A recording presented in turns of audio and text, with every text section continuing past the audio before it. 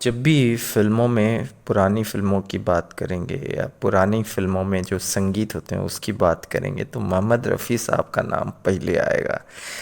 ऐसा हो ही नहीं सकता कि उनका नाम ना आए। फिल्मी दुनिया में वे दो बातों के लिए मशहूर हुआ करते थे। एक तो दिलकश गायकी और दूसरा उनका स्वभाव यानी कि नेचर, फितरत।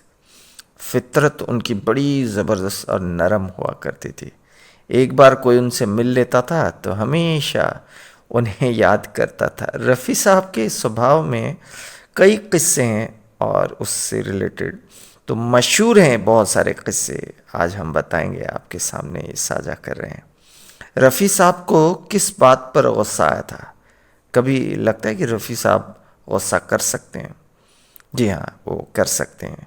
ये हम बताएंगे। 1981 में एक फिल्म आई थी कुदरत, जिसमें राजेश खन्ना साहब थे, किशोर कुमार साहब ने भी गाने गाए, जिसमें हेमा मालिनी जी थी, विनोद खन्ना, प्रिया राजवंश, राजकुमार साहब और देवन वर्मा, ये सब अहम भूमिका में थे। और वैसे ही फिल्म कुदरत बड़े पर्दे पर सफल रही थी और इसका गीत संगीत भी काफ़ी पसंद आया था लोगों को। फिल्म का संगीत R.D. बर्मन यानी कि राहुल देव बर्मन ने दिया था। इसके गीत मजरू सुल्तानपुरी और कातिल अशफई ने लिखे थे। फिल्म का एक गाना हमें तुमसे प्यार कितना कि हम नहीं जानते, किशोर दा ने गाया था और बेहद हिट रहा था। लेकिन हम जिस गीत की बात कर रहे हैं ना, वो इसी फिल्म का था और बैकग्राउंड म्यूजिक था। यह गीत जब पंचम दान के सामने आया तो उन्होंने सोचा कि क्यों ना इसे किसी नए गायक से गवाया जाए। बर्मन दादा हैं। फिल्म के डायरेक्टर चेतन आनंद के पास गए और बोले कि ये बैकग्राउंड म्यूज़िक जो है, गीत है, ये किसी नए गायक को मौका दिया जाए। लेकिन चेतन आनंद का कहना था कि मोहम्मद रफ़ी साहब इस गाने के साथ न्याय करेंगे और बड़ा बेहतर गाएंगे यार। पंचम दा ने एक नए गायक चंद्रशेखर गढ़गिल की आवाज़ सुनी थी। ऐसे में उन्होंने चेतन आनंद से कहा कि एक बार आप गढ़गिल की आवाज़ सुन लीजिए, मगर अगर पसंद आ गया तो अच्छी बात है, लेकिन अगर पसंद ना आए तो रफ़ी साहब से बात कर लेंगे और उनसे गवा लेंगे, लेकिन आप एक बार गढ़गिल साहब की आवाज़ तो सुन लीजिए। तो चेतन आनंद साहब ने कहा कि चलो कोई बात नहीं, सुन लेते हैं। सुनी उन्होंने और उनको पसंद भी आ गई। लेकिन चेतन आनंद को पहले जो है ये बात पसंद नहीं थी कि रफ़ी साहब के अलावा कोई गाए। लेकिन क्या करें, तो R.D. बर्मन साहब भी एक फेमस म्यूज़िक डायरेक्टर हैं, वो कह रहे हैं तो कुछ बात होगी, चलो सुन लेते हैं। और ऐसे में उनकी आवाज़ में गीत रिकॉर्ड करवा लिया गया, चंद्रशेखर गाडगिल। क्योंकि गढ़गिल साहब की आवाज़ रफ़ी साहब की आवाज़ से उनको बेहतर तो नहीं लगी, लेकिन उनकी आवाज़ पसंद कर ली गई, अप्रूव कर लिया गया चेतनानंद के द्वारा, जब R.D. बर्मन ने कन्विंस किया।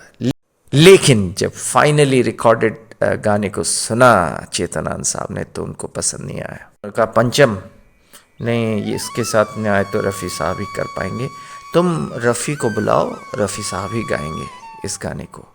तो रफ़ी साहब आए स्टूडियो में, रिकॉर्डिंग चल रही है चाय की चुस्कियों के बीच। उनको क्या मालूम है कि क्या हुआ था। तो उतने में अचानक जो पियोन होता है वो बाहर से कुछ ऐसे बताता है, तो रफ़ी साहब ऐसे ही बाहर चले जाते हैं। तो उनको कहीं से पता लगता है कि यार ये गाना पहले रिकॉर्ड हुआ था और मैंने किसी और की आवाज़ सुनी यार, किसी अच्छे सिंगर की आवाज़।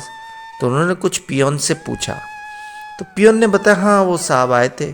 तो उसके बाद तुरंत तुरंत रफ़ी साहब ने पंचम को धर लिया और पंचम दादा को पूछा, सच्चाई बताओ मुझको, ये गाना पहले रिकॉर्ड हुआ था क्या? तो फिर पंचम साहब यानी कि R.D. बर्मन ने सब कुछ बताया रफ़ी साहब को। कहा कि देखो, ऐसे पहले एक नए सिंगर को हमने मौका दिया था। तो उन्होंने कहा वो कोई नए सिंगर नहीं है, चंद्रशेखर गाडगिल एक अच्छा भला सिंगर है और उसका करियर तुम लोग ख़राब कर रहे हो। तो गुस्से में आ गए रफ़ी साहब, जैसे कि हमने वीडियो के आरंभ में बताया था। गुस्सा कभी उनको आता नहीं, लेकिन ये एक दफ़ा उनको गुस्सा आया था। ऐसे one of the very few occasions. Rafi साहब नाराज़गी के साथ वहाँ से चले जाते हैं, लेकिन बाद में फिर हंस पड़ते हैं, कहते हैं कि देखो, सॉफ्टली कहते हैं कि मैं किसी अच्छे सिंगर की आवाज़ में जो गाया हुआ गाना और उसके करियर को मैं ख़राब नहीं करना चाहूँगा। मैं ये गाना नहीं गाऊंगा, आप उन्हीं से गवा लीजिए। और आखिर में चंद्रशेखर गढ़गिल की आवाज़, वो बैकग्राउंड गीत, हमें तुमसे प्यार कितना ये हम नहीं जानते, फिल्म कुदरत 1981 में छप जाता है। इतिहास के पन्नों में उनका नाम आ जाता है।